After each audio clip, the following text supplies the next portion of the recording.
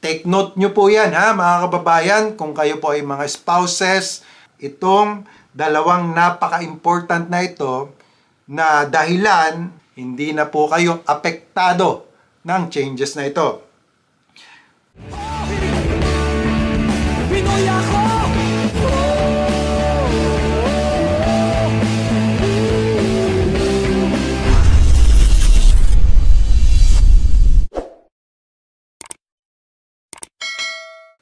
Kamusta mga kababayan? Ngayong araw na ito, pag-uusapan natin major update for spousal open work permit here in Canada. Maaaring sabihin ng ilan ay eto na naman. Pagbabago na naman. Oh, no! Pahirapan na naman ito. Which is the reality, mga kababayan. Hindi ko kayo masisisi kung masasabi nyo yung mga katagang yan na eto na naman, pahirap na naman to. May pagbabago na naman. Nakakalito na. Kaya nga, napaka-important na tuwing magkakaroon ng update, magkaroon tayo ng research. Lalo na doon sa mga kababayan natin na naandito na sa Canada na affected ng mga pagbabago. And even yung mga kababayan natin na nag-a-aspire na gustong pumunta dito sa Canada, kung kayo ay magiging affected ng mga changes na ito. At liliwanagin natin sino-sino ba yung mga affected sa mga changes na ito. Kaya antabay po kayong parate sa ating mga updates about immigration, about trabaho dito sa Canada kung kayo ay nag-a-aspire na makapunta dito sa Canada. So, marami tayong mga bagay na liliwanagin ngayong araw na ito. The changes to open work permits for family members of temporary residents. Pag sinabi pong temporary residents, sino itong mga ito? Temporary residents, ang kasama po dito ay yung mga international students at yung mga temporary foreign workers. If you are affected sa mga changes dito sa Canada, particularly sa immigration, ay mag-leave po kayo ng comment below para mapag-usapan po natin.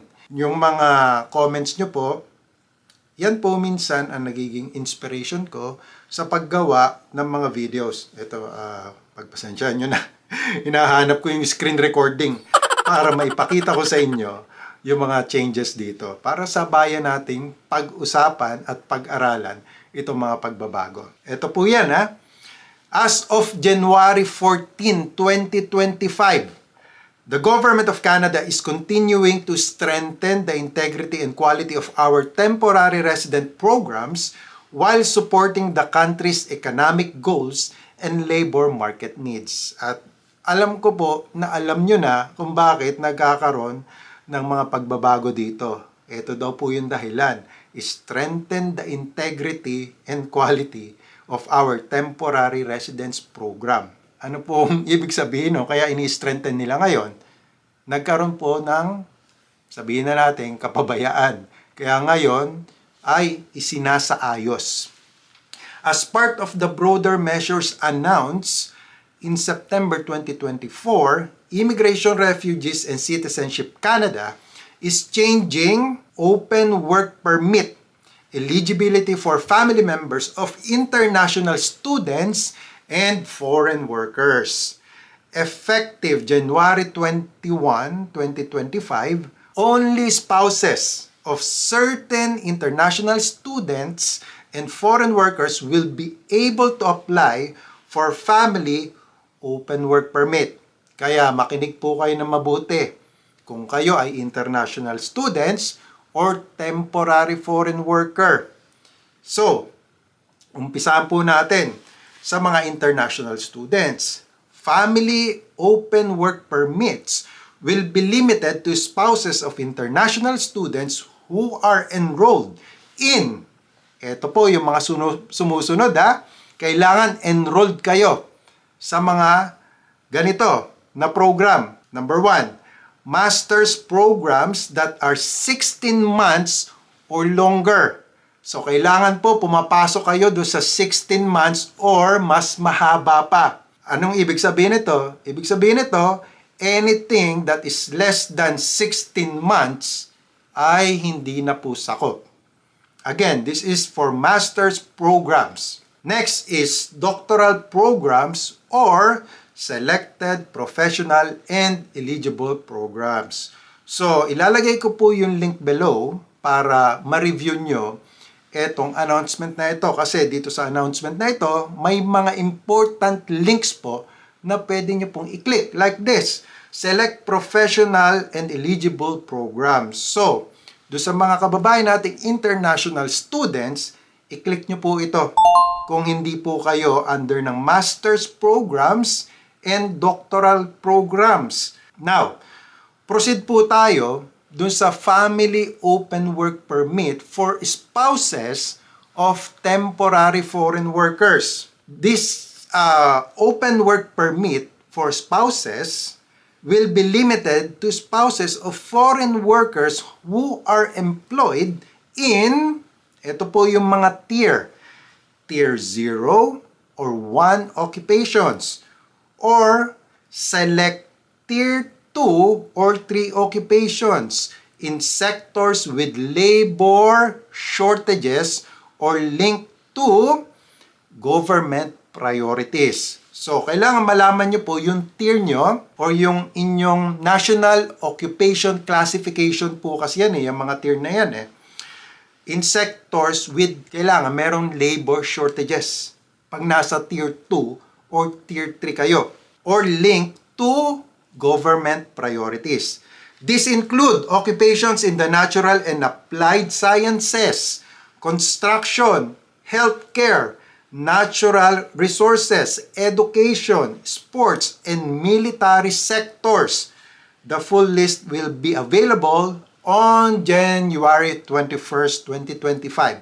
So, antabay po kayo, mga kababayan, para makita nyo po yung full list by January 21st. Now, doon sa mga kababayan natin nagtatanong, maaaring magtanong na ano ba yung mga tier na tinatawag na yan?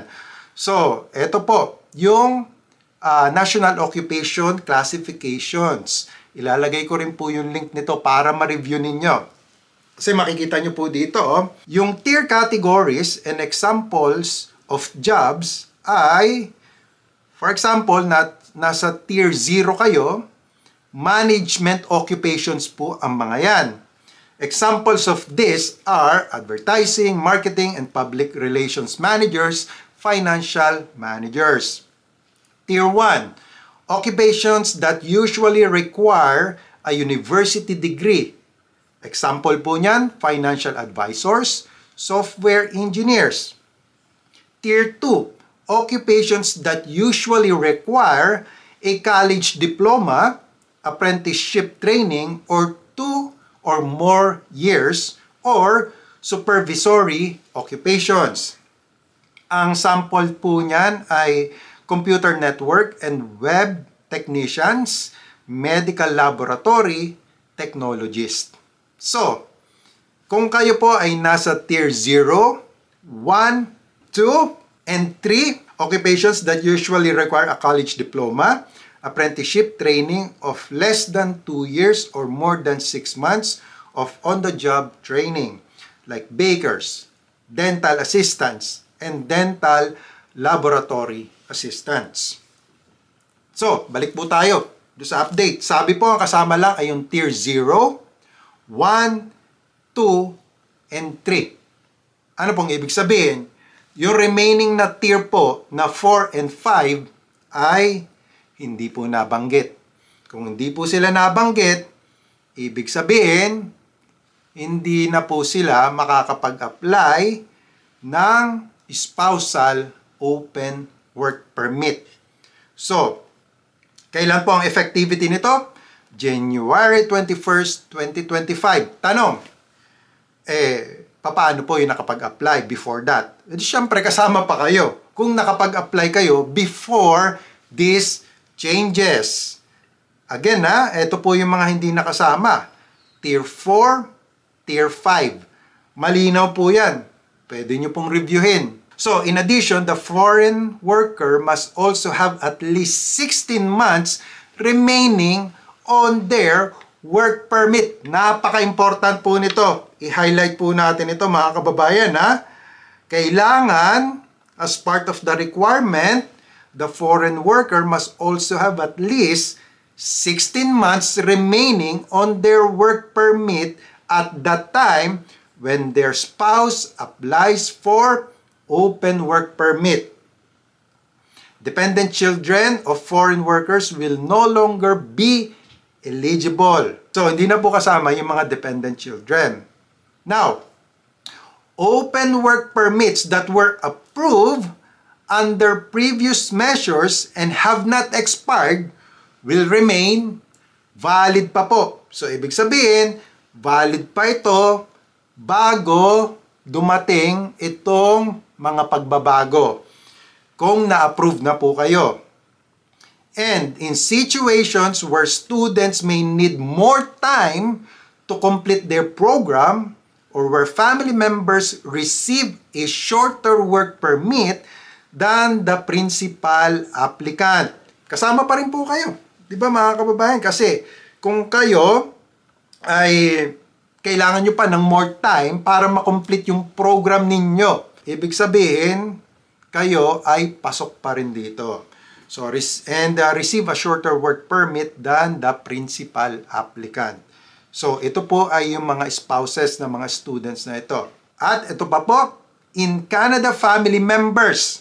So, yung mga nandito na po, including spouses and dependent children, can apply to renew their work permit as long as, eto po, tandaan nyo po ito, they are applying under the same criteria as the current work permit. Yung mga nandito po, mga kababayan, ang ibig sabihin niyan ay pwede pa po kayong mag-renew ng inyong work permit. Kailangan nga lang under the same criteria na applyan nyo as your current work permit. And the requested duration of the renewal matches that of the existing study or work permit of the principal applicant. Take note nyo po yan ha mga kababayan, kung kayo po ay mga spouses na naandito na sa Canada. Itong dalawang napaka-important na ito na dahilan kung saan pwede pa po kayong mag-renew ng inyong work permit. Alright?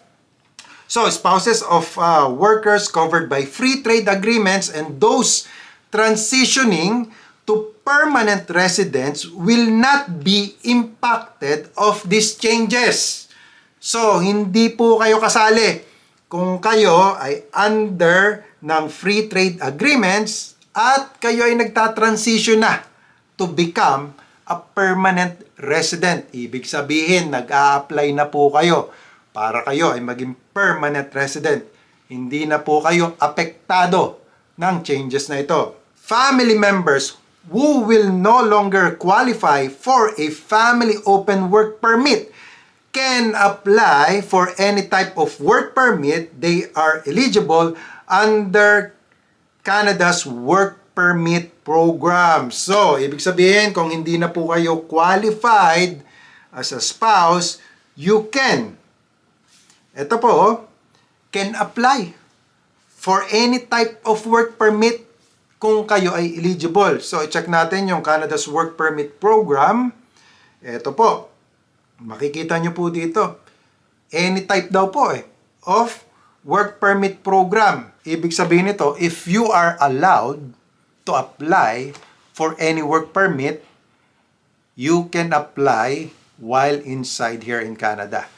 Kaya, maghanap po kayo ng maaari nyong maging employer para kayo ay ma-qualify pa.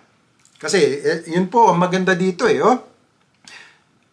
any daw po Kahit anong type of work permit, you can apply under the Canada's work permit program. So, if you do have any question regarding these updates, just leave a comment below mga kababayan.